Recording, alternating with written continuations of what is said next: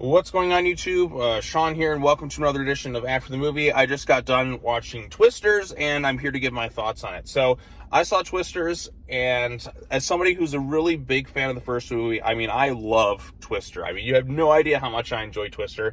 In fact, as the summer season was coming to, into fruition, Twisters was probably the movie I was most excited to see because of my love for the first film, and I kind of miss the disaster era of movies because we don't really get these types of films anymore. The storm movies, I feel like the last big one was Day After Tomorrow or something like that. You've probably had, you had Geostorm, but Geostorm was the most insane plot I've seen for any movie in years. Ed Harris basically hijacks the superstorm thing so he can eliminate the line of succession to become president. I talked about Geostorm before on my channel. You can find it after the movie Geostorm video, but that movie was hilarious. But in terms of a straight up weather movie like this, we haven't had one in quite a while. So I was really kind of itching for this type of movie again because I grew up on a lot of these stuff in the 90s. This feels like a 90s blockbuster just with modern technology and all that thrown in. Its simple purpose is to entertain. It's not meant to be, as the director came out, he didn't want to come across as overly preachy or anything like that. And I was fine with it. I'm okay, yeah, let's just have a fun time. And that's exactly what Twisters intends to do. It kind of covers a lot of the same ground as the first movie. There's a lot of characters that feel that original cast kind of mixed together. And the lead actress, she's basically kind of if you kind of took Bill Paxton and Helen Hunt's characters and kind of fused them into one, that's basically who she is. She's kind of got the extreme, Billy knows what a storm is thinking kind of vibes. And you do kind of miss Bill Paxton in this thing and Philip Seymour Hoffman and all that, because those characters and those actors really just kind of helped elevate the material so much. And they did such a tremendous job that it's kind of hard to follow up on it because, Helen Hunt, Bill Paxton, Philip Seymour Hoffman, and of course, Cary Elwes in his really bad Southern accent that I just kind of love, all make that original film. And plus the soundtrack and, Jan de Bont's direction. It was really the first film to kind of do those big special effects with the whole Twisters and showcase that on a scale that it had never really been done before. It really was innovative for its time, and it still holds up quite a well. It's extremely quotable, and just everyone just kind of stands out in that movie. There's some ridiculous aspects to it, even the first 5 minutes still bother me to this day about how Joe's dad is holding on to the door, oh, these screws cost $5 at Home Depot, I can't. If he would have just stood back, he would have been totally fine. At least in this film, when the tragedy strikes at the beginning, it's a little bit more believable, why certain things would happen to specific characters. But it's still kind of covering the same things. Tragic thing happens to this one. So basically, I'll summarize the plot of Twisters. So the lead character, I think it's Daisy Edgar Jones, the actress's name, she's basically this doing some sort of science experiment where she thinks she can disrupt a tornado. She's got her friends with her, and they're trying to run the data, and they get caught up and they basically lose their lives in this tragedy of this tornado. She thought it would be an F1 or something. It becomes an F5 or whatnot, and everyone's pretty much gone except for her and one other person who survived it. And she has the PTSD and the trauma of the whole event. She acts pretty well in the film.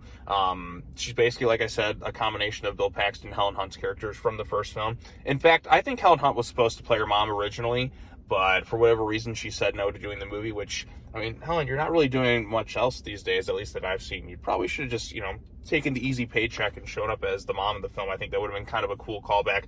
But really, as a sequel, this is a very standalone movie. The only real connection to the first film that we see is the whole Dorothy thing.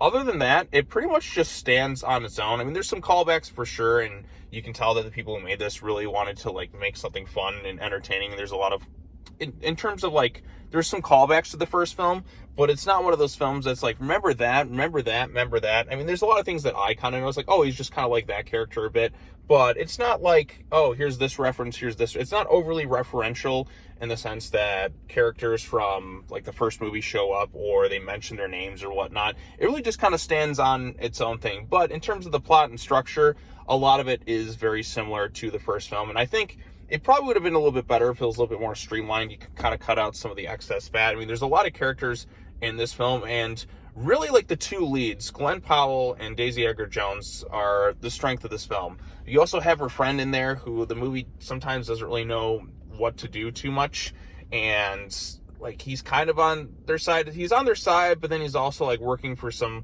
corporate sponsors.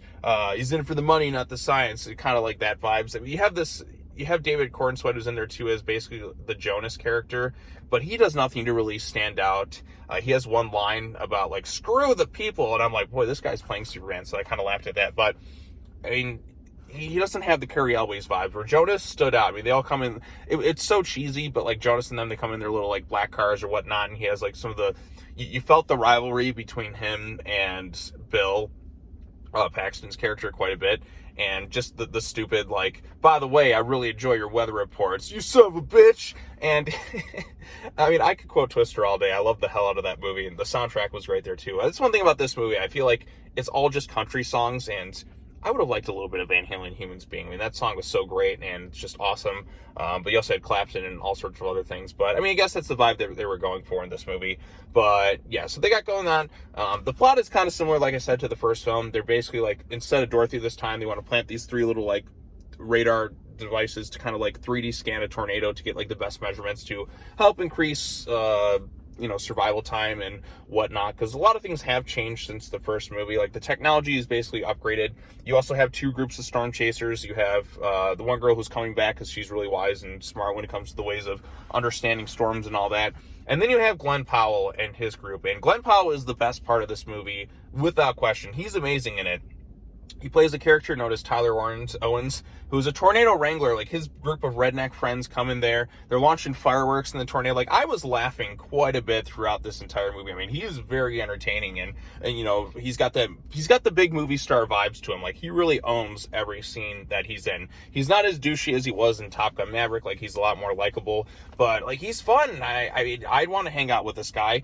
Although, like, he plays like this YouTubers, and they're one thing that just annoys me, and as somebody who's spent many years on YouTube, you know the copyright system, and any type of time you try to play any sort of music from anything else, you get flagged like at a ridiculous amount of like rate. So like, he is blasting like copyrighted music from his car as he's going on these storm chases while he's live streaming. I'm like, dude, that audio is going to get the video flagged and it's going to be taken down. Like, that's one of those things that kind of annoy me. Like, come on, man. Like, if you're live streaming like this, you know, it's not going to, you should know better. Like, that's a bit much even for me.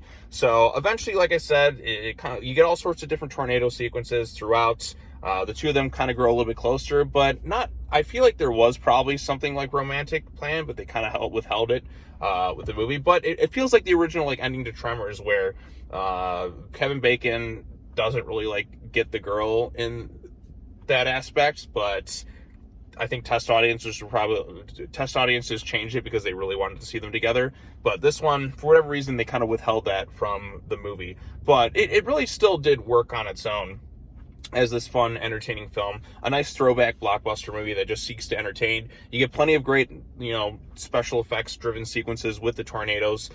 There are a lot of characters in this film, and not a lot of them stand out like in the original film. You have Glenn Powell's crew, and you have her crew, and then it's really just kind of those 2. And I think if you just kind of took a few of the other like actors out, it probably would have helped the movie stand a little bit more, been a little bit more streamlined, because when those 2 are on screen, like they do have strong chemistry, and that's when the movie is basically at its best. But it also, like I said, is a very funny movie with some of the more ridiculous aspects that go into it. But I really just did kind of miss like the big storm, weather, explosion type movies like this, because you don't really get to see these types of films all that often anymore. And I think that's part of why it's doing as well as it is, because it's a throwback blockbuster to an era that's just kind of long since been gone. I'm sure after this we'll probably get a few more of these types of movies again, but I don't want to overdo it. But I think every once in a while I really need like a big weather disaster movie where it's just people like in this type of crazy scenario or this type of crazy scenario and whatnot. Now, if I did have any other complaints about the film, yeah, it is kind of stuff you've seen before. Instead of Dorothy, they have their own little radar planting devices, which are trying to 3D scan a tornado, but they also have the aspect of trying to disrupt it as well. That's one of her science experiments she tries to do in the film. So that was at least new, and I thought the tornado wrangler aspect was also pretty fun and something kind of new added to the formula a bit. But then you also kind of have the rival storm chaser aspect, and that just wasn't as fun as, like, they don't have a character that's as easily dislikable as, say, Jonas. I think, too, because it's mostly, like, characters you don't really feel the sense of history between them, so that's why I don't think it works as well. And also, like, you also have this plot line about them just basically, like, this rich billionaire or whatever guy just going up and just buying off the land that's basically been destroyed, kind of exploiting people at their weakest hour. But you don't really get a sense of comeuppance with those types of characters at all. And I'm like, it would have been, I know it'd be cliched and all that other stuff, but it's honestly more fun to see those types of characters get taken out by a tornado. Like when Jonas and that happens in the first movie, God, I love Carrie Elwes in that movie so much. She's so entertaining. But when Jonas just gets wiped out like that, it's fun. Like, because it's Jonas, he's a douchebag. But in this movie, they kind of have that, like, as the David Cornsweet type character, but he doesn't really stand out all that much. He has, like, one line about, like, saying, I screw the people. I'm like, and this guy's going to play Superman.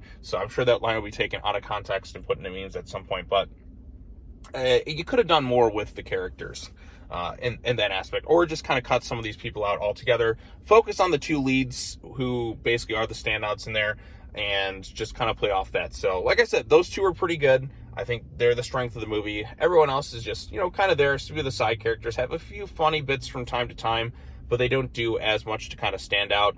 Her one friend, who was one of the other survivors of the incident at the beginning of the movie, I feel like they kind of give him like 3 different roles within the movie to kind of do. He kind of plays a little bit of the douchey Jonas part. He's kind of like the sort of maybe love interest, but who's also kind of friend zoned. It's like they don't really know what fully to commit with him, so they kind of do a little bit of like this area, and that area, and it doesn't all work as well as I think it could have. Yeah, a lot of it can seem redundant at times too if you've seen the first movie, but I think it's been like 30 years at this point. I don't mind it kind of covering some of the same ground as long as you're just kind of entertaining and add some new elements to it, because it's a sequel to Twister. Like, what else are you really going to do with it at this point? Oh, we can disrupt tornadoes, and there's some fire tornadoes and a bunch of other things kind of going on in it. And for what it does, like, kind of new, and I think the likability of the cast and the pacing of it all just kind of moves relatively quickly. I think it works pretty well as a fun, entertaining summer blockbuster movie, and I'm glad I saw it.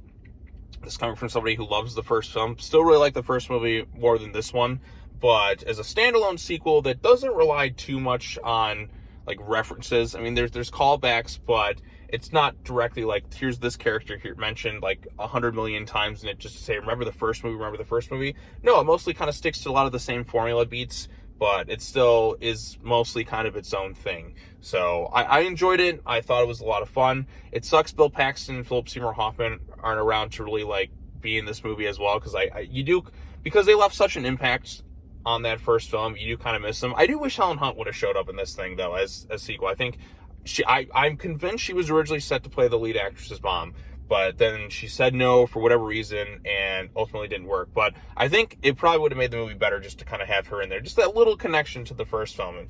And you kind of would have learned like why she became a storm chaser, like her dad and all that too. I think that was the original intent, but for whatever reason, it didn't work out. So, but that's kind of a bummer. But hey, as mostly a standalone sequel to the original Twister, and also kind of having fun with the whole tornado wrangler aspect, I thoroughly enjoyed Twisters. It was pretty fun and entertaining. So, all right, well, that's all I have to say about this one. Post your comments down below. Be sure to like this video, share it with your friends, subscribe to the YouTube channel for more content, all that other fun stuff. I got some other videos planned this week. So Deadpool and Wolverine is coming up, some comic book reviews. It's going to be a fun, busy couple of days. So, all right, well, that's all I have to say. As always, take care now. Bye-bye then. I'll see you all in the next video. Peace out.